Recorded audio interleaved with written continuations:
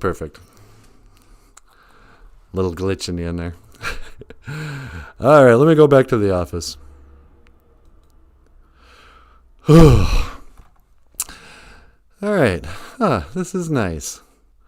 Nice and just normal, boring, gray office space. How you guys doing today? Are you sufficiently overstimulated now? Let me see what's going on here. I can't even see the... Oh, here we go. Yes, you did a great job. Bonjour, Sheila. Hey, bonjour, Sheila. How are you, my dear? And she thinks it's cool. Ooh. So, yeah. Will I ever see you again? You know, do you have anybody in your life that's like that? Sweetie, is there anybody you wonder if, you'll see again? Not really. I mean, there are some people I know I'm never going to see again, and that's kind of sad. Yeah. But, there you go. Leech Lake, will I ever see you again? You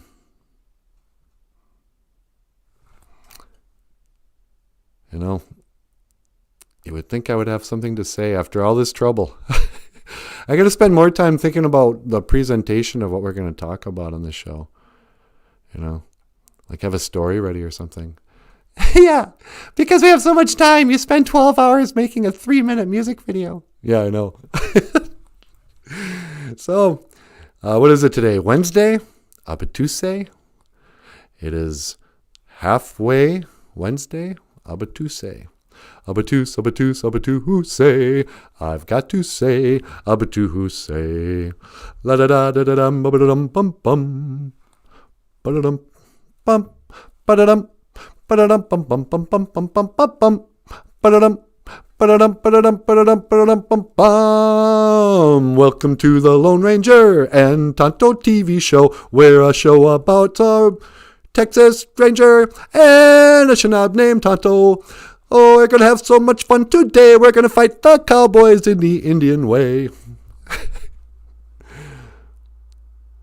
You know, when I was a kid, I had a Tonto doll. And it came with a 6-shooter gun and a holster. And it was big, you know. Tonto was like 12 inches tall. He was as big as the old G.I. Joes. The original G.I. Joes with the Kung Fu grip. You know, you could hang that G.I. Joe right from the tree limb because he had a Kung Fu grip. You know, not only was G.I. Joe, what was he, a Vietnam vet? Was G.I. Joe supposed to be from Vietnam era or from World War II? I think he's a Vietnam vet, which is interesting because when I was a kid, Vietnam was only a few years before. Did they come out with G.I. Joe just to, sell? Maybe they came up with the Vietnam War just to sell those dolls. You ever think about that? I never thought of that. What if they did that whole thing just to sell G.I. Joe? I mean, it's $1 million industry, or it used to be. It's probably out of fashion now. I don't think people want their kids playing with G.I. Joes anymore. Oh, no, don't play with guns. You know, war is really bad. You know, I don't want you kids to think that when you grow up you should buy a gun and go to war. You know. Sheila. Oh, Daniel's here. Hey, bonjour, Daniel. Daniel says, have I missed a show? No, we're just getting started. I was screwing up everything. So Daniel's here. Sheila says, bonjour crew at Shadyside Ice. Great idea. Bonjour crew at Shadyside Ice. Sheila says, no way, but Jessica says, at Daniel, no, it started late today. We're less than 20 minutes in. Yeah. I wanted to say, oh, I'm on Indian time. But I had some trouble this morning. So, What was I talking about? Yeah, so G.I. Joe had the kung fu grip. You could hang from the... you know what it was? G.I. Joe was the most butch doll they could come up with. This is for the boys who want to play with dolls, but didn't want to get shamed for being a boy who plays with dolls. Like, oh, you like Barbies? It's like, no, this is G.I. Joe. But yeah, you get to dress them up in camo. I mean, it's essentially, they're doing the same thing that girls playing with Barbie do. You're just playing on the table with your little, Barbie had a little convertible. G.I. Joe, I'm sure he had a Jeep. And what else did G.I. Joe have? I think he had a machine gun and a scar right on his cheek. He did 2 tours in Vietnam and was right in the thick of the bush. But the only injury he took was one little cut to the cheek. I remember that was like a defining thing to me about G.I. Joe, is this permanent scar. I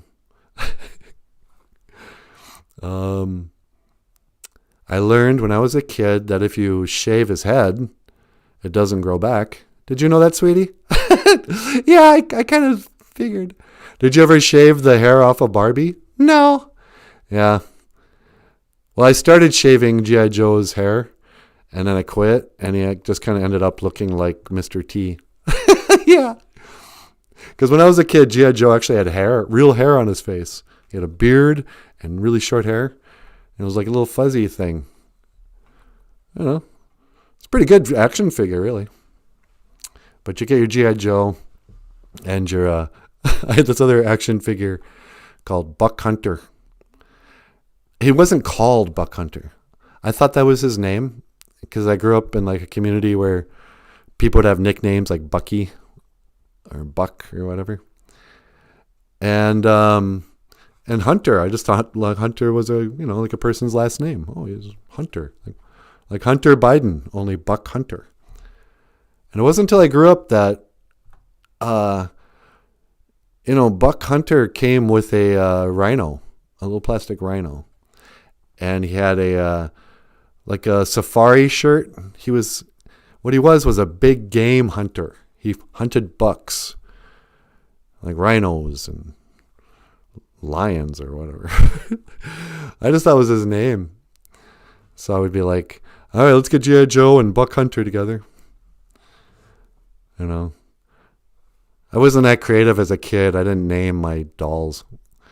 I just, what's on the package? What's his name? Oh, it's G.I. Joe. Okay, this is G.I. Joe. But my stuffed animals, I always name them. Really? What were some of your stuffed animals? Well, my first stuffed animal was Doggy. Doggy? Yeah. I wasn't very creative. I had a little stuffed dog, and so I named him Doggy. I mean, come on, give me a break. I was 1. As soon as I started talking, I named my dog Doggy. And then there was Little Cutie, the book's named after. Red and white teddy bear. And I think little cuties are what they call a type of orange. Yeah, they're little cuties. Yeah. I think I probably saw that on a bag or something and named my teddy bear Little Cutie. Which is a weird, most kids would name their teddy bears, like Teddy. I named him Little Cutie. And then let's see who else. There was Lamby, Doggy, Lamby. It wasn't Lammy, it was Lamby. Little Cutie. There was Rocky. I actually had a bulldog named Rocky. No, he was a boxer. And I named him Rocky. Is that right? How old was I when Rocky came out? I was 10. Did that come out in 77? I think. No, it's 76 because it was the independence. Okay, 1976, I was 9. I was 9 and I still had teddy bears that I was naming. They say when you grow up in a small town, you grow up slower. And that was really true for me. I was still playing with action figures well into the double digits. like doing the little voices and stuff. Come on, man. Let's get out of here. I'm going to jump to that limb and use my kung fu grip to hang on. You're crazy, Joe. Come on. Let's get out of here. Oh, yeah? Well, how about I use my super strength and throw you across the room? You know, action figures. Where's Paul Stanley? Oh, he's way up there. Maybe tomorrow I'll bring out my Kiss dolls. I don't know. People always want to say, oh, who's a better band, Kiss or the Eagles? What? How can you even say that? Have you ever seen action figures of, you know, Don Henley, Glenn Frey? Nobody wants to pretend that they're Don Henley and Glenn Frey. Not even them. So, yes, G.I. Joe, Vietnam. This is a story of an Ogichida, a warrior. Because in the Indian way, actually, in the Indian way, they call anybody who does anything a warrior. Oh, I went to college. I'm a warrior in the classroom. Oh, I'm a mother. I'm a woman warrior. I was like, no. A warrior goes to a war. Ogichida. You know. I'm tired of hearing these ladies say, oh, I'm an Ogichida Ikwe. I'm a warrior woman. It's like, oh, you know. You're a mother. You're a life creator. You know. I mean, being a warrior isn't just like the greatest thing in the world. It's just one thing. There are artists who are not warriors. There are moms who are not warriors. These are creators. They're musicians, writers, just every other thing you can possibly think of. But that doesn't make you a warrior. You know, there's just one type of Ogichida, a person who goes to war. And that is what, G.I. Joe was. So, back in the days of the grandfathers, there was a boy who was nearly a man. He was 18 years old. He was just about to turn 18. His name was Joe. And there was a war called the War of Vietnam. And it coincidentally was in the region of Vietnam, which to this day, I'm ashamed to say I could not find on a map if you asked me to. I have no idea where Vietnam is. But there's jungles there, and Vietnamese people, and snipers in the trees, and men in the holes and tunnels, or whatever. Yeah, that's interesting. What's that? You know how they always talked about how the Vietnamese would dig tunnels and run around underground when they were fighting the Americans? Yeah. Well, I always pictured them being like Bugs Bunny and just tunneling underground. But what if they actually found underground tunnels? You know, we know that there's, like, under America, there's just a huge series of underground tunnels in, like, cities. You know? Apparently the Denver airport is, like, the hub of not only air control, whatever, but there's a vast network of tunnels underground. And, you can speculate on who in the world built those. But, I've seen the videos of trucks driving into underground tunnels. And they say, and it's all government stuff. So, yeah, well, the shipment's going all the way to D.C. underground. Anyway, but maybe there were, like, real tunnels in Vietnam under this jungle from, like, a previous civilization. Because let's face it, they're not digging tunnels to fight in a war that just started a month ago. You know. But anyway, I have no idea what I'm talking about here. So Joe, he was 18, and there was a war in Vietnam. And the war was to fight for the, freedom of America or something. Something about apple pie. The war, to this day, people debate what was the reason for the Vietnam War. And more than anything, the Vietnam launched the careers of many 70s folk rock bands. From Creedence Clearwater Revival to the Rolling Stones. Jimi Hendrix to Bob Dylan. So, in order to, sell records and that, the U.S. government, invaded Vietnam. And we weren't going to quit until we had taken over Vietnam and made it another United State. We were going to call it, West Dakota. We wanted to get Vietnam, and then later on we were going to take Iraq. And we're going to rename them West and East Dakota. Anyway, so little Joe, he signs up for the draft. And he's at home with his mom and his dad, and sure enough, his number gets called. And his dad stands up with a tear in his eye. He says, "Joe, make me proud." And so G.I. Joe goes, "Oh, man, I was afraid of this. I'm into Kung Fu. I'm into Eastern philosophy and martial arts. I revere the Vietnamese for their karate and their Kung Fu and their judo. G.I. Joe was really into kind of Asian martial arts and stuff. He didn't want to fight. So he said, "You know what? I'm not going to go." But his dad said, "No, son. There's a reason why you only have one set of clothes, and those are camouflage fatigues. There's a reason why you have only one set of boots made out of plastic, or plastic rubber, kind of. You could take his boots right off. And son, let's face it. It says made by Mattel down there. You're never going to have children. So you must go out and defend your country. You must become a general." Oh, no, wait. He didn't get drafted. What am I saying? He enlisted. That's what G.I. Joe means. General enlistment. Oh, for crying out loud.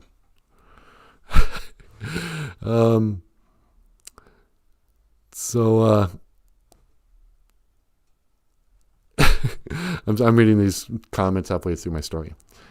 Anyway, forget all that. He didn't get drafted. His dad never said that. He heard there was a war, and so he said to his father, "Father, I'm going to use my karate skills and my judo skills and my kung fu grip to go and fight in this noble war." And he said, "Make me proud, son. Use your skills to bring that country to its knees." And whatever. So off he went. And he fought in the jungles, and he fought, and he fought, and he killed, and he killed, and he killed, and he burned down full villages of children and women. And, elders, old farm men, working out in the rice fields. G.I. Joe would just indiscriminately pick them off with his machine gun. "Yeah, take that, rice maker. I don't like your paddy rice. I like Manuman, wild rice." And so you just shoot all these rice. Because "I'm doing this for the Native Americans of my country. Your white rice is destroying their culture." And so, Joe went on a killing rampage. And eventually the war is over. And he goes back home. He's walking on the side of the road there. And a sheriff comes up, pulls aside. He goes, "Hey, what's your name?" "I'm G.I. Joe." He goes, "Oh. Well, listen, Mr. Joe, please call me G.I. G.I., can I give you a lift somewhere?"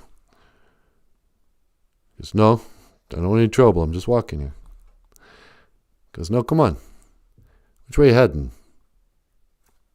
And G.I. Joe goes, "North." Goes, yeah, come on. I want to take you to the edge of town. Goes, look, man. And by this time, G.I. Joe sounded exactly like Sylvester Stallone. Goes, you know, I was over there in the jungle, and I come back here, and everybody's saying all these disgusting things, spitting in my face. And the guy goes, the war is over, G.I. Joe. It's never over. It's not over for me. I didn't ask for it. I didn't draw first blood. And then he starts fighting the cops for some reason. I don't remember why. Can you get Sylvester Stallone on the phone? Yeah, sure. Let me look up his number. I gotta ask him some questions about Vietnam. Okay. All right. Ringing. Hi, Sylvester Stallone. Hi, would you like to be on the show? Okay. I'm gonna patch you through to NANABOOZHOO. Okay. All right, NANABOOZHOO. Line 2. Line 2. All right. Hey, Sylvester Stallone. Oh, yeah. Well, how's it going? Oh, I'm doing really well. How are you? Oh, not too bad. Listen, I had some questions about Vietnam. Were you in Vietnam? Yeah, I was in Vietnam. I went there right after I won the championship of the boxing. You mean the world champion boxing match? Oh, yeah, that's right. Yeah, okay. So I remember seeing a movie where you came back or something, and the cops were bullying you, or what was that all about? I hardly remember. I got PTSD, and I've got traumatic brain injury from all those years of boxing. Oh, really? Yeah, that's right. I fought Apollo Creed in the ring. I went the distance with Apollo. Well, I know your character did. Yeah, that's right. But then I was general enlistment. No, GI. That doesn't mean that. That means general infantry. Yeah. So I don't remember, because my brain, it don't work so good no more. Yeah. I notice sometimes your brain damage almost gives you a res accent. Not even. Not even. So you can't tell me why you were fighting all those guys in Rambo? I think I was fighting for peace, and I honestly couldn't tell you. Yeah, he sure killed a lot of people. Yeah. Well, you know why I kill so many people? You know why I do that? I can almost guess. 'Cause that's how winning's done! Yeah, I know. Okay. Well, I'm going to go, Rambo. Sly. Yeah, you can call me Sly. Okay, yeah, you can call me back anytime. I'll talk to you later, NANABOOZHOO. Yeah, okay, thanks for being there. Yeah, Giga Wabba Min, Minowa. Forget about it. Well, that didn't really help. No, not so much. Oh, yeah. I don't know. Sylvester Stallone. So, Vietnam War. What is it good for? Johnny Depp was in a war. Was Johnny Depp in a war too? Yeah, I saw him in that Platoon. Even in Platoon, he had kind of 80s hair. He fought with Charlie Sheen. Can you imagine? Charlie Sheen and Johnny Depp fighting in Vietnam. You can picture Charlie Sheen doing drugs in Vietnam, and Johnny Depp doing drugs and drinking. But what is it about all these guys? It's like they have PTSD from a war they were never in. Charlie Sheen, just a horrific drug addict, sex addict, just, no limit to that guy's decadence.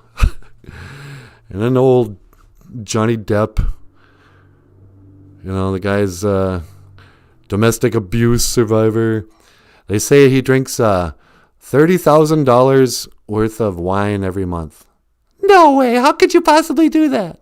Well, I think he's probably drinking the $100 bottles of wine. But still, I think he just drinks wine every day. He's just drunk all the time. And, then he had all that last couple of years, his wife beating him up. And then he gets, I guess he's back on that pirate show. Old Johnny Depp. You know, he was Me Too'd. And for like a couple of weeks there, everybody hated him. He was like, no, man, she was beating me up, not the other way around. She's lying about that. And the whole world was like, oh, really? Amber Heard would... I don't think that the lady who married Aquaman or whatever would make something like that up, Johnny Depp. You're a pirate. She's like a mermaid with legs. So we believe her. And then, you know, when the dust settles... Oh, so he loses his job, Walt Disney, because, you know, they're such good people. They fire Captain Jack Me Too'd. And, but I guess they hired him back. They're like, oh, sorry. We believe the first bad thing we ever heard about you, so, you know, thought that'd be a good thing to do. All right, let's read some notes. Daniel Plack, how does the marching gun go again? The machine gun go again? The machine gun? I don't know. It's my machine gun. I can't roll my R's like... I don't know. GI stands for ground infantry. Thank you, Isani. See, I know so little. I thought it was like general... what did I think it was when you get drafted? And then I thought it was like people signed up, enlistment, general enlisted, ground infantry. That's what my grandpa was. You know, the actual guys who are dodging bullets. Okichida, warrior. So that was my original point of all this. So then G.I. Joe goes to Vietnam and comes back, and he's got all post-traumatic, and then he fights small-town cops. And eventually, I shaved his head, and he lost an arm from swimming in a tub. Yeah. It was a sad ending. You know. We'll never forget. Although 9/11 kind of hijacked that sentiment. We see that makes sense, but the case of the toy, it actually stands for government issue. Government issue. Yeah, that makes sense too. I think it's government issue, not grounded. Who knows? Shows how educational those toys really are in the end. Everything I know about Vietnam I learned from G.I. Joe, which is almost nothing. G.I. Joe and the Platoon movie. What else taught me about Vietnam?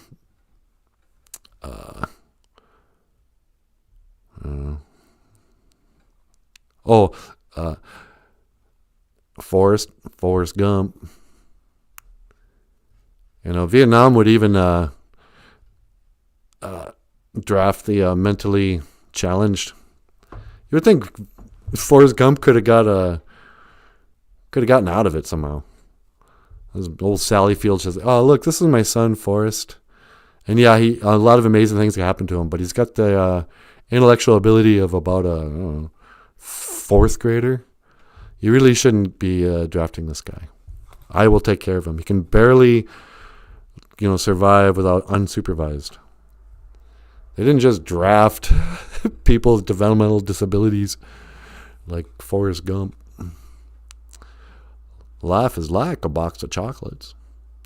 Mama always said, is it life is like a box of chocolates or life was like a box of chocolates? It's a Mandela effect. Sheila Eddy says, like Shady Side Ice's ideas of BOOZHOO Crew. What are your ideas about BOOZHOO Crew? I think she wants to start another live stream. Sunny day. Do. So yeah, this is a story. This was the story of G.I. Joe. The government issued. That could be a government issue. You'll never hear their standard issue kicking in your door. You can relax on both sides of the tracks, and maniacs don't blow holes in bandsmen by remote control. And everyone has recourse to the law, and no one kills the children anymore. No one kills the children anymore. Night after night, going round and around my brain, this dream is driving me insane. But in the corner of some foreign field, the donut sleeps tonight. What's done is done. What do you think, sweetie? You want to get up here and say hello to the people? Sure. All right. Okay. Ogichida, warrior. Gazagasqua, Jamaica. Leech Lake. And I'm going to let Natasha take over here. Hey, you know what? Michael, instead of carrying me over here, I'm just going to shut off the camera for a second. And maybe we'll have some transition music. Where's the transition music? All right. Ego up, I'm in. I'm coming right back. All right, sweetie, you ready for this? Yeah, just a second. Give me a... Okay, grab my... Michael, will you grab my glove there? Yep. All right.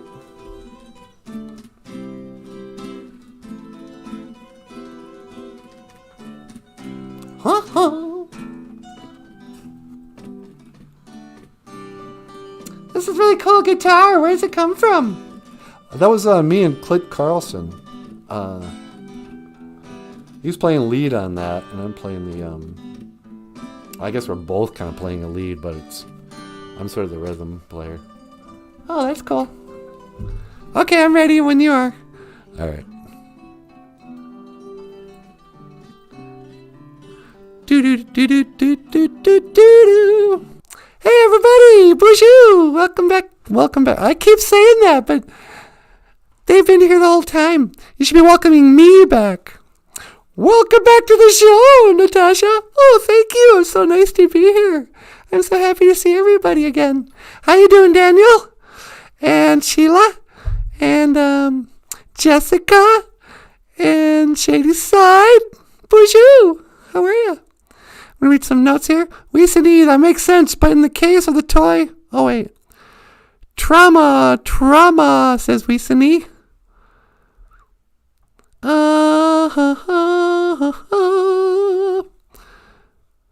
Well, so let's see. What can we say about Leech Lake? Gazagasqua, Jamaica. Gazagasqua, Jamaica. Gazagasqua, Jamaica. I have nothing to say about Leech Lake. Leech Lake? Okay, here's some trivia. Leech Lake. Nope, got nothing. I lived within stone's throw of Leech Lake most of my life. And I know almost nothing about it. I was going to say it's one of the largest lakes, but it's smaller than Red Lake. I don't know much about the reservation. I guess I did learn this much. What's that? You know, Leech Lake was started like in the 30s. What do you mean? The actual reservation didn't even become a reservation until like 1935 or whatever. Oh, yeah, I suppose that's right. So, like, your grandpa wasn't even born a Leech Laker. There was no such thing as a Leech Lake reservation when your grandpa was born. He would have just been known as, like, you know, the Lake Winnie band of Chippewas. Sunny day. So yeah, Gazagasqua, Jamaica, Leech Lake. Gazagasqua, Jamaica, Nindunjapa. Leech Lake is where I'm from. Although I should say LaPorte is where I'm from. Cabacona. I'm actually from a place called Cabacona Lake. Or in Ojibwe we say Gabecona. Gabecona. Anybody here? Probably not. If you're from LaPorte, you know Cabacona Lake. And if you're from Lake George, which is really a boring name for a lake, you'd be aware of Cabacona Corners. They call this area that no longer has corners. But back in the days of the grandfathers, there was a road between here and Bemidji and LaPorte. And 7 miles outside of LaPorte on the way to Bemidji, where this ridiculous right angle, left angle turns in the highway for just a, couple of miles. And they called that Cabacona Corners. Oh, and it also went over Cabacona Creek. But a lot of people be like, well, what does Cabacona mean? That must be an Ojibwe word. It's like, well, sort of. It's a mispronunciation of Gabecona, which means end of the trail, end of the line. No, it doesn't. Well, it does mean like end of the trail, the trail's end. And it always made me think of, remember those old paintings? You'd see, it kind of looks like this, like on a black felt tapestry or whatever.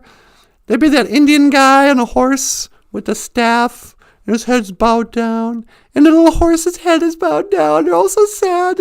And it says, end of the trail. I'm the sad Indian. End of the trail. Gabecona. They always like to portray Indians as being really sad or really serious or really angry. You never see Indians except here like giggle and be silly. But Indians are really funny people. I mean, we're not even funny. Let me be honest. We laugh at stuff very easily. That's what it is. People say, "Oh, what is Indian humor?" Because they don't understand why we're constantly giggling. There's a lot of like, girls will hold their mouths a lot. I don't want you to see me giggling because they're always giggling. But in the movies, you'd think we were just, me, stoic, tonto. Do. What's the Indian song? No, that's the Bob and Doug McKenzie. Something like that. But what am I talking about? Indians and being... Oh, end of the trail. So there's always that sad Indian on his horse. End of the trail. Or that old man in his canoe going down the, whatever river in New York City. The Hudson River. And he sees all the litter. And, one tear comes down. Crying Indian elder. It's like, suck it up, man. It's just litter. What are you trying to get sympathy from America to pick up after themselves? Well, you know what they did? It's called Adopt a Highway. When I was a kid, there was this garbage all over the highways. People, you'd be driving down in your car, they get there with a can of, Orange Crush. They just throw it out the window. Well, it creates jobs, they'd say. It was a big mess. America was just litter full in the 70s. Nobody likes to remember that. It's way nicer now. People clean up after themselves. We got to adopt a highway. You never just see people throwing stuff out the windows anymore. But in the old days, back in the days of the grandfathers, nobody cared. You go out fishing, drink a bottle of Coke, glass bottle of Coke. No, throw it in the lake. It'll sink. Let it float for a while, but eventually it'll sink. You know?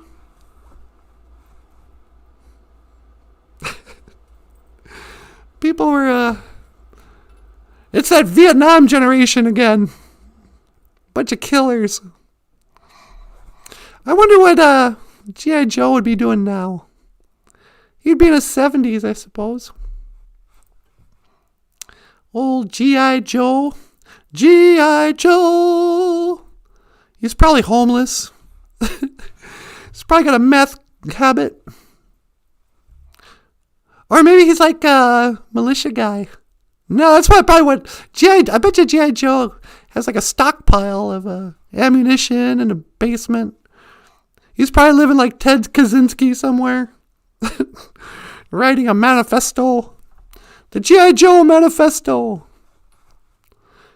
You know. He always wanted to settle down with Barbie. But he could never satisfy Barbie. You know, G.I. Joe was a eunuch. So after the war... Actually, you know what people don't realize about G.I. Joe? You know, when you were talking about G.I. Joe, you made him sound like Rambo. But in real life, G.I. Joe's voice was really high. Because he had that, that eunuch surgery. And he even put a stamp that said made by Mattel. No, but that was on his butt. So he was anal retentive eunuch. So G.I. Joe would sing in the all-boys choir as a big Vietnam vet, grown man, but he had a beautiful voice. Just high, sweet, perfect. And, but he could never go to the bathroom. He could never take a number 2. And that made him anal retentive. And so he was a deeply unhappy man. Yeah, so let's remember that in honor of our veterans today. You know, they've sacrificed so much for our freedom. What freedom's that? You know, the freedom to,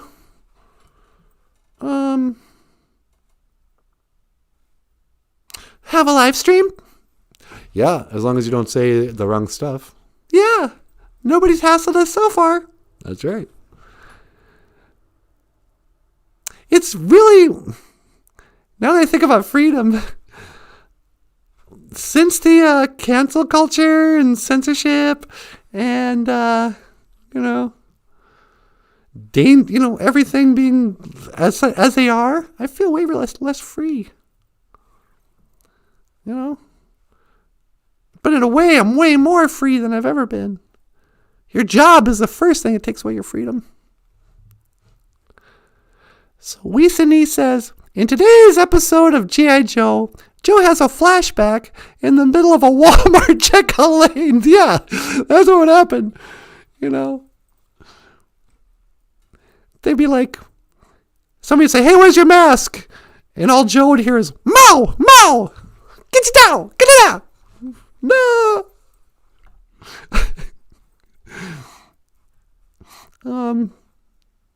Shady Side said, my brothers had quality plastic 2-inch army men that we tossed into wars. That we tossed into wars. Yeah. There comes that time. There's that summer between. It's when you're like 7th grade. I remember the coming a day when you still loved you had all these action figures, these toys. You didn't want to throw them away. But what are you going to do with them? You know, G.I. Joe's missing a leg and you're a 7th grader now. So what do? You have one final battle with your buddy Daryl. And you get your firecrackers, you get your BB guns, you set up your men, and you start taking aim and shooting and blowing up perfectly good action figures on a random Saturday in the summer of your 13th year. That was fun. That's probably what happened to the real G.I. Joe. In the end, some 13-year-old boy strapped him full of, firecrackers around him like a terrorist and blew him up in the garden. Well, on that note, thank you so much for putting up with our technical difficulties. Thank you so much for listening. Miigwech, Pizendawi egg. And thank you for watching. Miigwech Kanawabi egg. BOOZHOO NANABOOZHOO Niman Waindom Omanoon Goon. Yeah. I will see you again. Gigawabamin. Minowa. Hawa. And live stream. La la la.